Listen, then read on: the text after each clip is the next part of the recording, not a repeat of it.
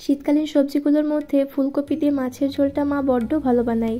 আবার সেটা যদি হয় ইলিশ মাছের ঝোল, তাহলে তো জমেই গেল। এই রান্নাটা আমার বেশ পছন্দের, তাই মায়ের থেকে শিখে তোমাদের সাথে শেয়ার করছি। এখানে 500 গ্রাম মতো ফুলকপি আছে, একটু বড় করে কেটেছি, দেখতে ভালো লাগে। ফুলের নিচে ডাঁটার অংশটা চিড়ে দিয়েছি, তাহলে তাড়াতাড়ি সিদ্ধ হবে। আলুগুলো বেশ মোটা আর লম্বা করে কাটা। ফুলকপির ভেতর এমন লম্বা করে আলু কেটে দিলে দেখতে বেশ ভালো লাগে। আর লাগবে চেরা কাঁচামরিচ ও ডালের বড়ি। এটা কিন্তু চাল কুমড়োর বড়ি না, এটা মানকচুর বড়ি, আমার খুব পছন্দের। 6 টুকরো ইলিশ মাছ নিয়েছি, লবণ আর হলুদ দিয়ে ভালো করে মেখে নিচ্ছি। মাছে লবণ হলুদ ভালো করে লাগাবে, যেন কোথাও লবণ বা হলুদ দলা বেঁধে না থাকে, তাহলে কিন্তু খেতে খুব খারাপ লাগবে। অনেকেই শুধু উপরেই হলুদ লাগায়, তবে চেষ্টা করবে পেটের ভিতরের দিকটাও লাগানোর। এবার কড়াই গরম করে তাতে সরিষার তেল দেব।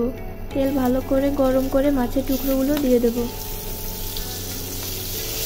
নিচের দিকটা একটু লাল হলে উল্টে দেব।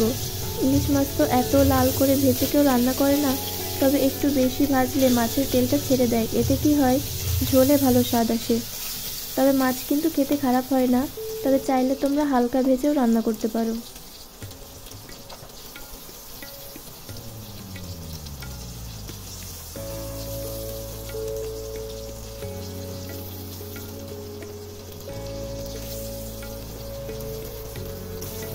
দুপাশ ভালো করে ভেজে মাছগুলো তুলে নিয়েছি। এবার ডালের বড়িগুলো ভেজে নেব।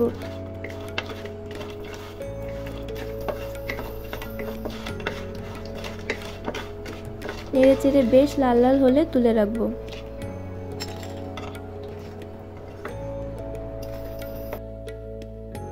কড়াইয়ে আরো কিছুটা তেল দিয়ে ফুলকপিগুলো দিয়ে দেব।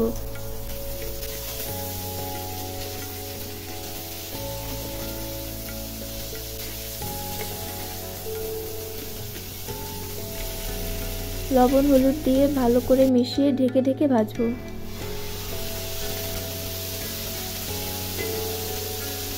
মাঝে মাঝে ঢাকনা তুলে নেড়ে চেড়ে দেবো।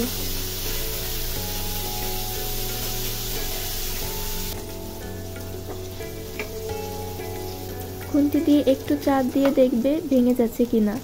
হালকা চাপ দিলে যদি ভেঙে যায় তাহলে বুঝবে সেদ্ধ হয়ে গেছে, তখন তুলে আলাদা প্লেটে রাখবে। ওই তেলে এবার আলুগুলো দেবে, অল্প লবণ হলুদ দেবে। যেহেতু প্রত্যেকবার ভাজার সময় লবণ হলুদ দেওয়া লাগে, তাই প্রতিবারই কম কম দেবে, না হলে শেষে লবণ হলুদ বেশি হয়ে গেলে আবার আরেক ঝামেলা হবে।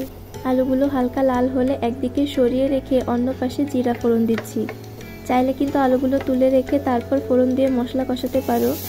নেড়ে চেড়ে জিরা ভাজা হলে কাঁচামরিচ দিয়ে দেবে। মরিচ একটু ভাজা হলে খুন্তি দিয়ে একটু ডলে দিচ্ছি, এতে ঝালটা বেশ ভালো হবে।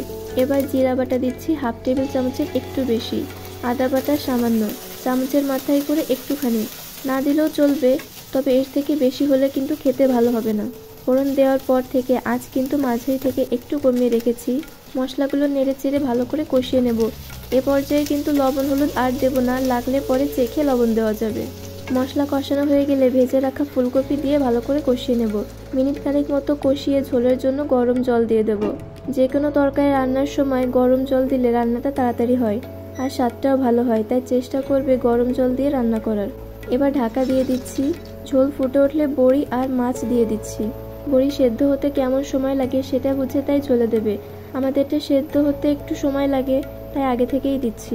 মাছের প্লেটে যে তেল ছিল সেটাও দিয়ে দেবো, তারপর আবার ঢাকনা দিয়ে দেবো।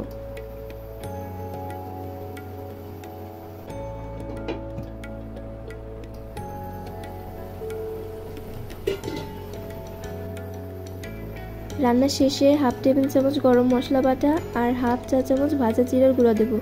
নেড়ে চেড়ে মিশিয়ে 1 মিনিট মতো জাল দিয়ে নিলে রান্না একদম প্রস্তুত। শীতের দুপুরে গরম ভাতের সাথে দারুণ লাগে এই মাছের ঝোল। এভাবে একবার বাড়িতে রান্না করে দেখো, বেশ ভালো লাগবে খেতে।